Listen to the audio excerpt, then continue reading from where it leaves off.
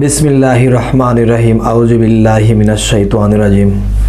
आज आमी शामीम आলী চিশতি কিছু কথা তুলে ধরব।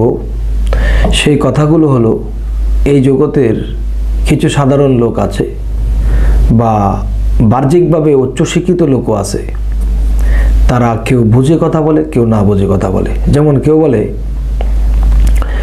যে মানুষ হইয়া কিভাবে পীরকে সেজদা করলো,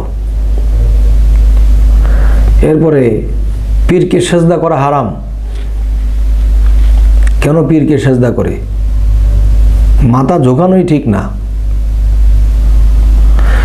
তাহলে এই কথাগুলো যারা বলে, আমার মনে হয় না যে তারা কোরআনটাকে ঠিকমতো পড়ছে, আর আমার মনে হয় না যে তারা আধ্যাত্মিক বা রুহানি জগতের কিছু শিক্ষা পাইল, মনে হয় পাইল না। যদি পাইতো তাহলে এরকম কথা তারা বুঝে শুনিয়ে বলতো।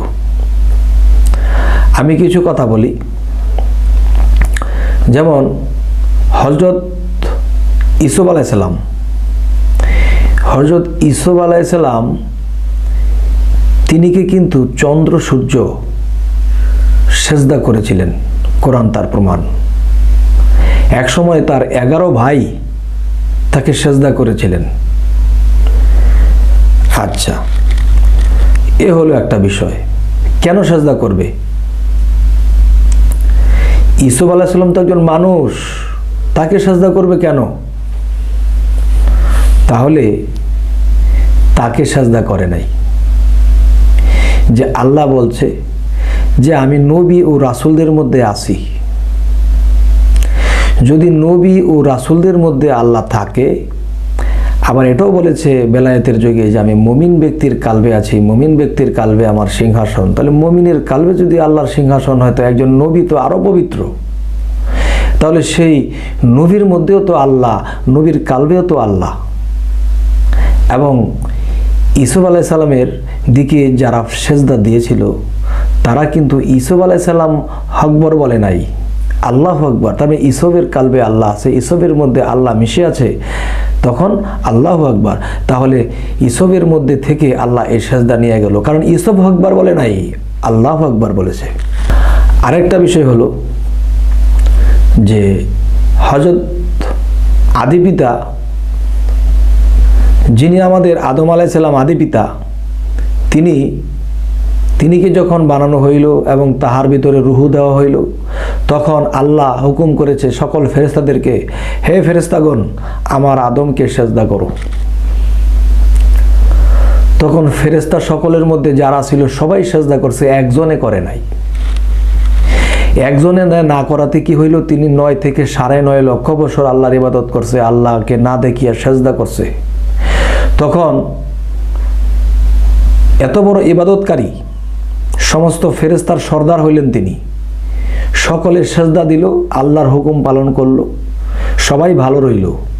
কিন্তু সে ফেরেশতার সর্দার হয়েও তিনি আল্লাহর হুকুম মানলেন না, আদমকে সেজদা দিলেন না। তাহলে আদমকে যে সেজদা দিলেন না, এতে কিন্তু আল্লাহ তাকে লানত দিল এবং শয়তান উপাধি দিল। তাহলে লানত দিল এবং শয়তান উপাধি দিল, তো সেজদা আদমকে না করিয়া তিনি শয়তান হয়ে গেল।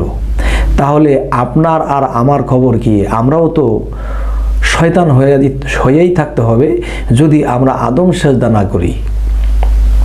তবে আদমের মধ্যে একটা তফাৎ আছে, একটা হলো সুফি আদম, একটা আদি আদম। আর আদি আদম যখন সুফি হইল, পবিত্র হইল, তখন সেই সুফি আদমের মধ্যে আল্লাহ বিরাজ করে। তো আদমের কালবে যদি আল্লাহ বিরাজ করে, সেজদা দিলে তো আল্লাহই পাইল। এখন সে আদম ছিল আদি আদম, আর আমরা হইলাম বনি আদম। তাহলে বনি আদম কি? আদি আদমের বংশধর। তাহলে আমরাও তো আদম, তার বংশধর আদম। এই বংশধরদের মধ্যে যারা নিজেকে পবিত্র করলো, যারা নিজেকে পবিত্র করার পরে কিন্তু আল্লাহ বলছে যে নিজেকে পবিত্র করলো তিনি সফল কাম। সফল কাম কেন? এই পবিত্র একটা মানুষের মধ্যে, একটা পবিত্র মানুষের কাল্পটাও পরিষ্কার বা পবিত্র থাকে, এই কাল্পের মধ্যেও তিনি আসে, বসেন, সেই সিংহাসনে বসেন। তখন মুমিন ব্যক্তি যদি আল্লাহর সিংহাসন হয়, তাহলে সেই সিংহাসনে যদি আল্লাহ বসা থাকে এবং আল্লাহু আকবার কয়ে যদি সেজদা করা হয়, তাহলে এই সেজদাটা আল্লাহ পাইলেন।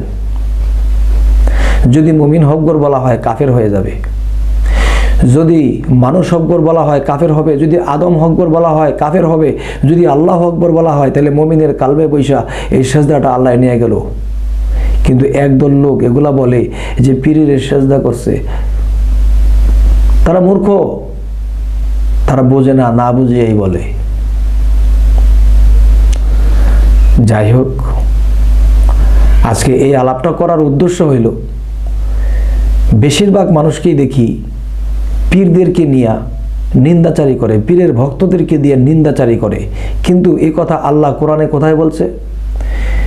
যে সূরা হুজরাতের মধ্যে আল্লাহ বলছেন, যারা নিন্দা করে, গীবত করে, তারা মৃত ভাইয়ের মাংস খাওয়ার সমান।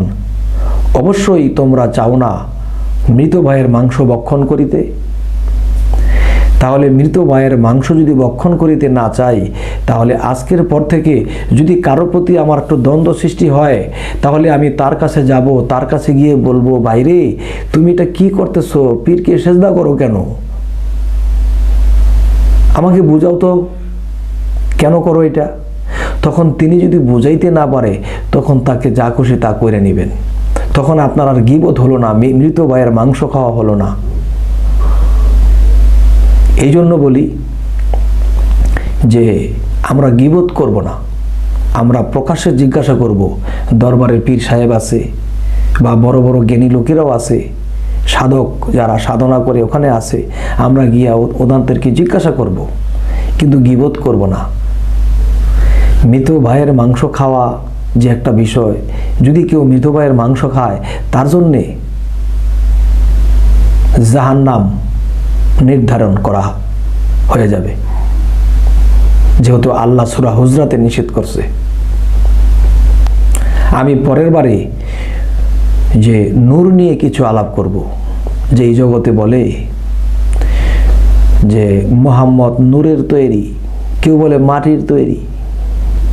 আমি এই সম্বন্ধে পরের সাবজেক্টে কথা বলবো। আজকে এই বলেই রাখলাম। আল্লাহ হাফেজ।